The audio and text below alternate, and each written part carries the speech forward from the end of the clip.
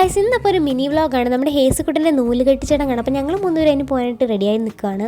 ഞങ്ങളങ്ങോട്ട് ചെന്നപ്പോൾ അധികം ആൾക്കാരൊന്നും ഇല്ലായിരുന്നു, എല്ലാവരും പോയി വന്നുകൊണ്ടിരിക്കുമായിരുന്നു. അപ്പോൾ ഫ്രണ്ടിൽ തന്നെ ഹേസുക്കുട്ടന് നല്ലൊരു ബാൻഡൊക്കെ സെറ്റ് ചെയ്തിട്ടുണ്ടായിരുന്നു. ഇതാണ് സ്റ്റേജ്, ഭയങ്കര സിമ്പിളായിട്ടാണ് ചെയ്തത്, നല്ല രസമുണ്ടായിരുന്നു കാണാനായിട്ട്.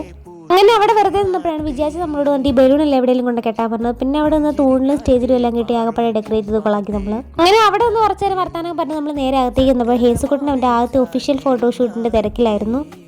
നമ്മൾ നെയിമിംഗ് സെറമണിക്ക് വേണ്ടി സെറ്റ് ചെയ്ത് വെച്ചിരുന്ന സംഭവമാണ്. അപ്പോൾ അതൊക്കെ കണ്ടുകൊണ്ട് കുറച്ച് നേരം അവിടെ വന്നു. ഇതാണ് എൻ്റെ അച്ഛമ്മ, ആരെ കണ്ടാലും എത്ര വേണേലും വർത്താനം പറഞ്ഞുകൊണ്ട് അവിടെ നിന്നോളൂ. ഹേസുക്കുട്ടൻ വലിയ വഴക്കൊന്നും ഇല്ലായിരുന്നു, കുറച്ച് നേരം കണ്ണു തുറന്ന് പോസ് ചെയ്യും, കുറച്ച് നേരം ഉറങ്ങും, അങ്ങനെയൊക്കെയായിരുന്നു. ഇതാണ് ഹേസുക്കുട്ടൻ്റെ അമ്മ. കുറച്ച് നേരം കഴിഞ്ഞപ്പോൾ ശാന്താമ്മയൊക്കെ അങ്ങോട്ടേക്ക് വന്നു. പിന്നെ നമ്മൾ കുറച്ച് നേരം ഇരുന്ന് വർത്താനമൊക്കെ പറഞ്ഞു. പിന്നെ നമ്മൾ ഒട്ടും വഹിക്കാതെ ചടങ്ങുകളിലേക്ക് കിടന്നു. ആദ്യം തന്നെ കയറി എന്തൊക്കെയോ പെട്ടെന്ന് ഞാൻ വിളിച്ചു പോയി.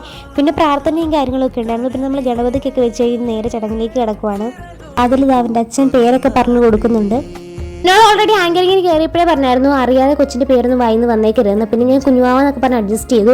ഇതാണ് നമ്മുടെ കുഞ്ഞിൻ്റെ പേര്, സാൻഹൈസ് എന്നാണ്. നമ്മൾ വീട്ടിൽ ഹേസു എന്ന് വിളിക്കും. അടുത്ത പിന്നെ ഫോട്ടോ എടുക്കലും പിന്നെ ഗിഫ്റ്റ് കൊടുക്കുന്ന ചടങ്ങുകളൊക്കെ ആയിരുന്നു. പിന്നെ അവൻ നല്ല ബഹളമായതുകൊണ്ട് എല്ലാവരും കൈ കൊടുത്തിട്ട് വേഗം മാറുമായിരുന്നു. ഒത്തിരി ഗിഫ്റ്റ് കിട്ടിയിട്ടുണ്ട് കുഞ്ഞിന്. ഞങ്ങൾ മൂന്നുപേരും കൂടെ കാറ്റ് കൊള്ളാനായിട്ട് നേരെ അകത്ത് വന്നിരുന്നു. അപ്പോൾ കുട്ടിപ്പട്ടാളെല്ലാവരും കൂടെ അങ്ങോട്ട് വന്നിട്ട് തീരെ ബഹളമായിരുന്നു. അത് കഴിഞ്ഞപ്പോൾ നമ്മൾ മൂന്നുപേരും കൂടെ കയറി ഫോട്ടോസൊക്കെ എടുത്തു.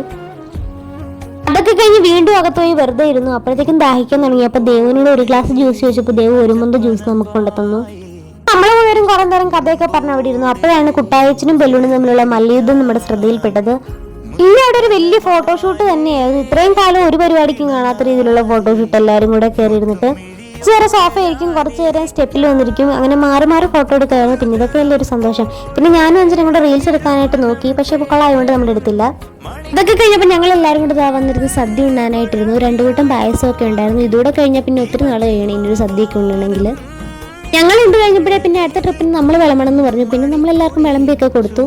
ഭക്ഷണമൊക്കെ കഴിച്ചിട്ട് ഇനി എല്ലാവരും പയ്യെ പിരിയാനായിട്ടൊക്കെ പോവാണ്. അപ്പോഴാണ് പാത്രം കഴുകണമെന്ന് നമ്മളോട് പറഞ്ഞത്. അപ്പോൾ നമ്മൾ പറഞ്ഞു വേഗം വരാമെന്ന് പറഞ്ഞ് നമ്മളോട് വേഗം മുങ്ങി. അപ്പോൾ അതുള്ള കാഴ്ച